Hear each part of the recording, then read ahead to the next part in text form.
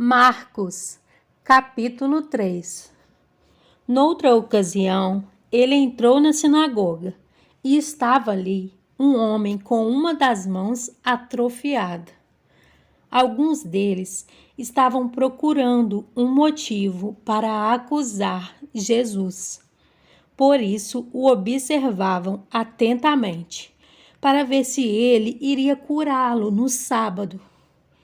Jesus disse ao homem da mão atrofiada: levante-se e venha para o meio. Depois, Jesus lhes perguntou: o que é permitido fazer no sábado? O bem ou o mal? Salvar a vida ou matar? Mas eles permaneceram em silêncio. Irado, olhou para os que estavam à sua volta e, profundamente entristecido por causa dos seus corações endurecidos, disse ao homem: estenda a mão. Ele a estendeu e ela foi restaurada.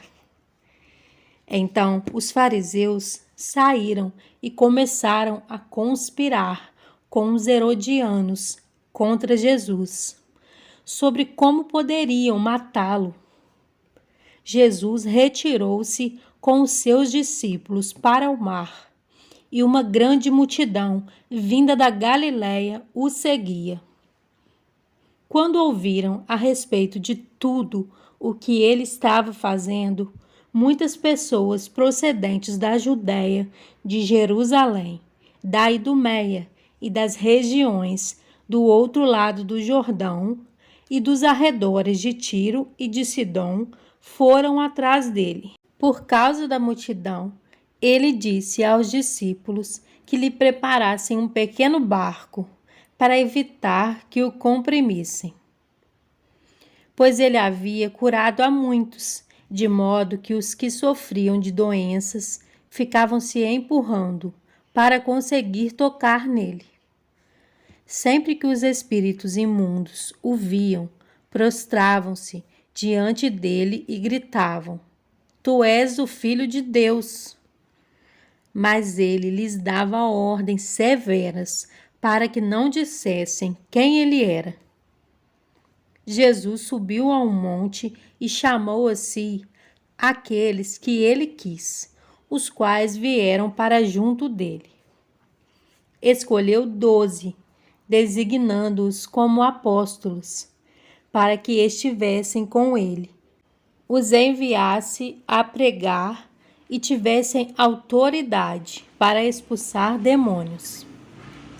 Estes são os 12 que ele escolheu: Simão, a quem deu o nome de Pedro, Tiago, filho de Zebedeu, e João, seu irmão, aos quais deu o nome de Boanerges, que significa filhos do trovão, André, Filipe, Bartolomeu, Mateus, Tomé, Tiago, filho de Alfeu, Tadeu, Simão, o Zelote, e Judas Iscariotes, que o traiu.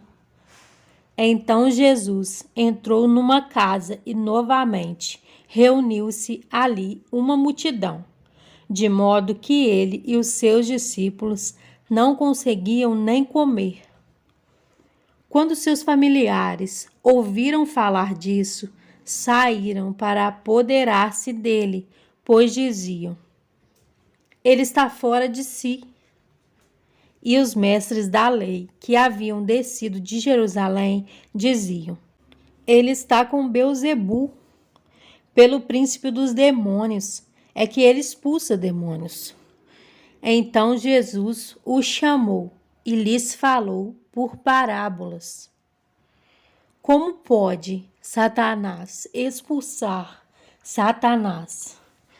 Se um reino estiver dividido contra si mesmo, não poderá subsistir. Se uma casa estiver dividida contra si mesma, também não poderá subsistir.